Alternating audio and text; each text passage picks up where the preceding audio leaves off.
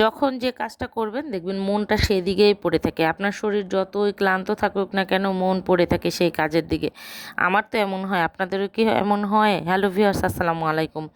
যখন ছাদে উঠি দেখি সূর্যটা একদম ডুবুডুবু করছে, আর রংটা কিন্তু অসাধারণ সুন্দর ছিল, যদিও ক্যামেরায় সেরকম বোঝা যাচ্ছে না, কিন্তু খুব সুন্দর লাগছিল আকাশটাকে। তখন এত ভালো লাগছিল, থমথমে একটা চুপচাপ, চারিদিকে নিরিবিলি, আজকে বেশি শব্দ ছিল না। আর আমারও শরীরটা তেমন একটু কেমন খারাপ খারাপ লাগছিল। তারপরে উঠলাম ছাদে, যে বললাম মন টেনে নিয়ে যায় ছাদের কাছে। তো যেহেতু এই একই গাছের ভিতরে অনেকগুলো আখ টাক বসায় রাখছে, চারাগুলো আজকে দেখি কয়েকটা আখের চারা বসানো যায় কিনা। কিন্তু আখের চারা বসাতে গিয়ে আমি যে বিড়ম্বনায় পড়লাম, আমি এর আগে কখনোই আখ চাষ করি নাই, যার ফলে আমি এখন বুঝতে পারছি না এই গাছগুলোকে আমি কিভাবে মাটির সাথে অ্যাটাচ করব। পর্বসন্ধি থেকে যেহেতু শিকড়গুলো ছাড়বে, আর এত বড় বড় আখের টুকরাগুলো আমি কিভাবে ক্যারেটের ভিতরে দিব। তো যাই হোক, শেষ পর্যন্ত কোনো না কোনোভাবে দিয়েছি। দেখেন আজকে সেটাই দেখার বিষয়, কিভাবে আমি আখ গাছগুলো বসালাম আজকে সেটাই দেখাবো। তো সবগুলো নিয়ে যাচ্ছি এক জায়গায়, নিয়ে যেই যে আমার ভাবি, একজন ভাবি আছেন, উনি প্রায় প্রতিদিনই আমার সাথে ছাদে গিয়ে গল্প করেন, আমাকে সময় দেন, সঙ্গ দেন। এটাও একটা কিন্তু উপকার, একা একা কাজ করি, উনি কিন্তু আমার সাথে গল্প করে, ভালোই লাগে, এই সময়টা বিকেলটা ভালোই কাটে। তো হচ্ছে ভাবিও ছিলেন সাথে, গল্প করতে করতে তো দুজনেই বলছিলাম যে আসলে আখগুলো কিভাবে বসাবো, তারপরে ছোঁয়াতে হবে এটা বুঝতে পারছিলাম, কারণ না হয় পর্বসন্ধিটা যদি মাটির সাথে অ্যাটাচ না থাকে নিশ্চয়ই শিকড়টা মাটিতে আটকাতে পারবে না। তো গাছগুলো যেহেতু কেমন করে উঠছিল, খারাপভাবে তো উঠে নাই। তো এখন কিভাবে এটা আবার সোজা করব সেটাই একটা চিন্তার বিষয়। আমি আগে কখনো দেখিনি, একটু দেখে নিলে ভালো হতো আসলে। বুদ্ধির অভাব। তো কিছু গাছ এরকম কেটে কেটে শিকড় সহ বসিয়ে দিলাম, এগুলো হবে কিনা আমি জানি না, কারণ এটার নিচে তো আর খাবার টাবার নাই, মাটি থেকে যা চুষে নিবে এখন, এরকমই আসলে করে নাকি পুরো আখটা সহ বসিয়ে দিলে ভালো হয়, অভিজ্ঞতা নাই। তারপর যাই হোক দুইভাবেই দিলাম, দেখা যাক। কোনো এটার মনে হয় শিকড়ে ছিঁড়ে গেল, তো দুইভাবেই বসায় দিলাম, দেখা যাক কিভাবে কি হয়।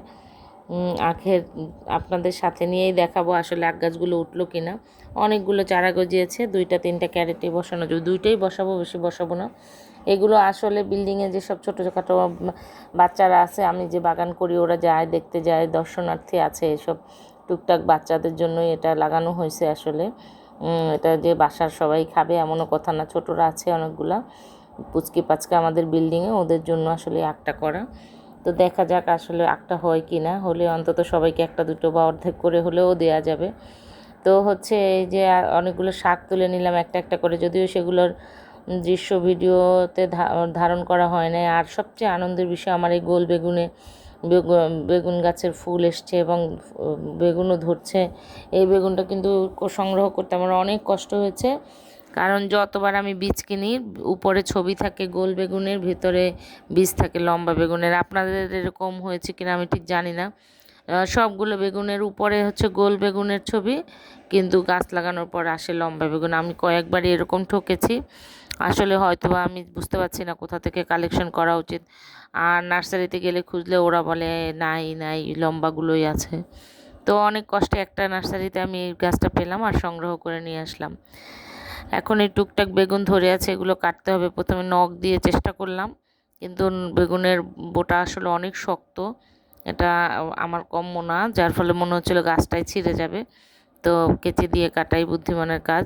তো হচ্ছে কেচি দিয়ে কেটে নিলাম বেগুনটাকে। আর অন্য একটা গাছে 3-4টা ধরে আছে, ওখান থেকে একটা নিব। খুবই অল্প সংগ্রহ, কিন্তু বাগানে প্রতিদিন এইসব টুকটাক সংগ্রহ কিন্তু একটা আনন্দের বিষয়, মনে জোর পাওয়া যায়। আর সবাই একটা কথাই বলেন যে হচ্ছে কিছু শাক আছে যেগুলো খুব কলমি শাক, যেমন হলো ডাঁটা শাক, তারপরে হলো ডাঁটা শাকটা একটু সময় লাগে, কলমি শাক, পুঁই শাক, এ জাতীয় শাকগুলো, হেলেঞ্চা, এইগুলো, হেলেঞ্চা যদিও কেউ চাষ করে না, কিন্তু আমি লাগিয়েছি হেলেঞ্চা, আমার খুব পছন্দ শাক।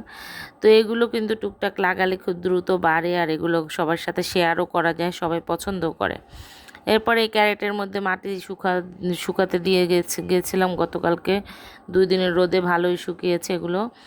আর হলো এর ভিতরে কিছু শুকনা চা পাতা দিয়ে দিলাম, আধা শুকনা, যদিও পুরোপুরি শুকনা না।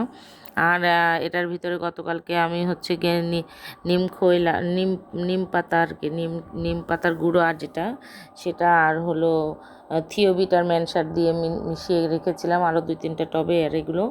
আর আজকে একটু ফুরান ফুরান যেটা আর কি ছত্রাকনাশক, ওটা দিয়ে দিচ্ছি।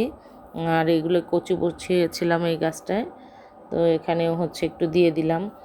যদিও এখানে যথেষ্ট নিমখোল দেওয়া আছে, তবুও একটু ছত্রাকনাশকটা আমার হাতের কাছে আসলে ছিল না, আমি কখনো মাটির সাথে এটা দিতে পারি না। অনেক দিন খুঁজে খুঁজে আজকে পেলাম। আসলে যেহেতু আমি নতুন বাগান করছি, আমার হাতের কাছে এখনও অনেক কিছু নাই, সংগ্রহ করতে একটু সময় লাগবে। তারপরও আলহামদুলিল্লাহ আমার গাছগুলো যেভাবে হয়েছে ভালোই হয়েছে। সবাই দোয়া করবেন, ভালো থাকবেন, এবং আজকে এই পর্যন্ত। আল্লাহ হাফেজ।